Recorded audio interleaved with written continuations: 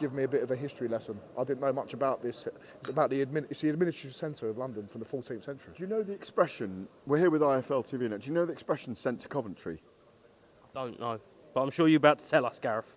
Do you know the expression sent to Coventry, i.e. Centre of Coventry? No, sent to Coventry. I.e. you get expelled from the system. That's where it began here all those years ago, because if you broke the rules, you were literally physically sent, you were slung to Coventry, because this is where the City of London, not the Greater London area, but this is the original building. That's City Hall, Greater London, I've just discovered.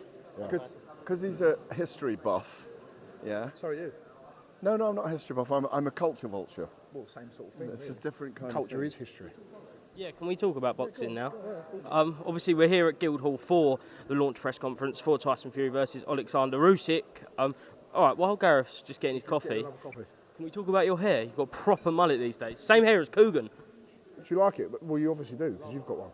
I've just got a Lego head at the back, so when I have the skin fade, it looks like I've got the Alps on the back of my head, because I've got massive lump, like my bone is like my cranium has a point in it, and I'm thinking, I'm not 21 anymore, I'm 25, got to mature a little bit, and you know, the Exeter rugby background, you know, a bit of a mullet. Exeter rugby and me as well. We both went to Exeter. You approve of the mullet, don't you? The mullet. The Amelia. The mullet. Oh, the mullet. Well, it needs a bit of growing at the back. Just stylise it to the side. It's a subtle mullet. He's got a brick sticking out the back of his head. You said you need carefully crafting in terms of haircut. Yeah. Right. Can we talk about boxing? Yeah. Gareth, what do you think about Johnny Fisher? I'm having one tomorrow. No, I'm not having that. What do you think about Johnny Fisher's fight against Dave Allen on this undercard? I'm not going to talk to him if you can't stop him in 3 rounds. Why not?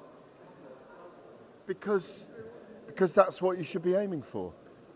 That's what you do. You go in, you throw your big, heavy Romford bull hands and entertain us. Yeah, but if I do it in a 9th round or the 10th round, that's just as good.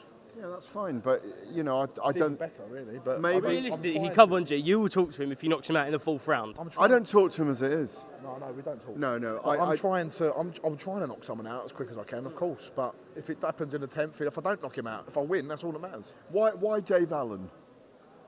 He's got a good resume.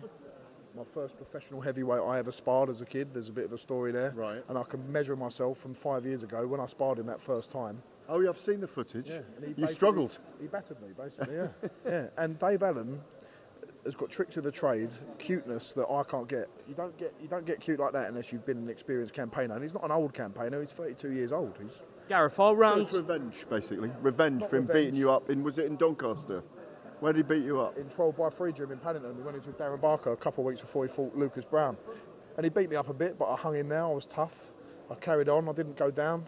What were you, 21 at the time? 20. Yeah. Gareth, a round's important for Johnny, though, at this stage of his career.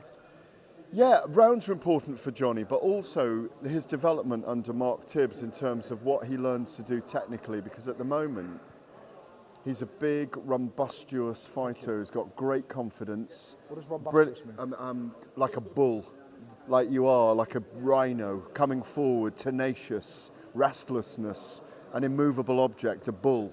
You know, a big, dangerous, big, dangerous fighter. Not quite majestic, you're not ruffian.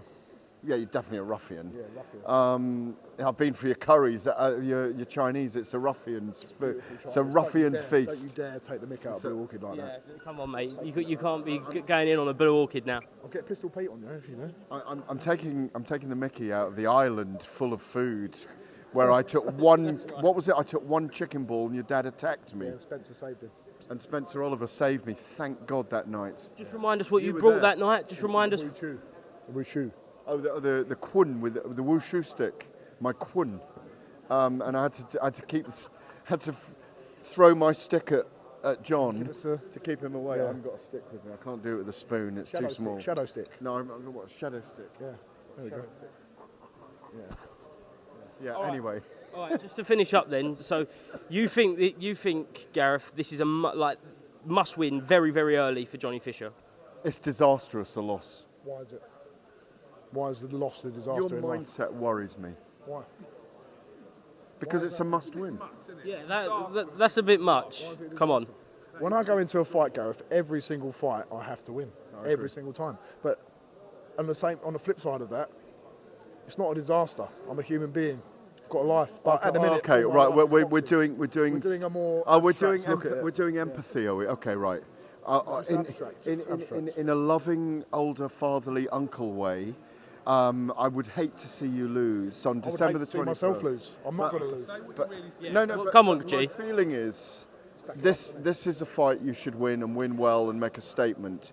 Dave is a very wizened, clever heavyweight. He's very tough, but if you hit him hard like you can, which you do, you go onwards and upwards. Yeah. But your journey for me is fascinating because I've known you a long time now, and the thing about you is you don't know yet how far you can go, and we don't. And I have great feeling for you in that way, and your journey, along with your dad and your family, is a modern narrative in boxing. And one thing I know about Dave Allen, the man's never been knocked down. Babic got knocked down in 20 seconds. I don't envisage or see in my head any way that Dave Allen's going to roll over in 20 seconds and be put down. He'll try something, or he'll 9 minutes. Yeah. He'll definitely last longer than Babic. You've got to give him that credit. He's been in with Tony Yoka, David Price, Lewis Ortiz, Dillian White has never been dropped. The bloke is as hard as nails, and you've got to give him credit for that. The Doncaster De La Hoya. It's called that. You're respecting him. That's all. And I mean, of course, absolutely. And he brings dangers for you. So he gets in the way. But it's a big platform. He's got a good overhand right that he sneaks in. He's got a good left hook to the body. He knows how to negate pressure very well. And if a fresh Dave Allen turns up, one that's rejuvenated, then I could be in for a long, hard night. Do you know what? I've changed my mind. I think Dave Allen wins in 3. Fair enough. Okay, thank you very much. Gareth, one more, sorry. Does Johnny... I think Johnny wins. I'm just teasing him. But do you know what? He rings me up at like 11 o'clock at night sometimes.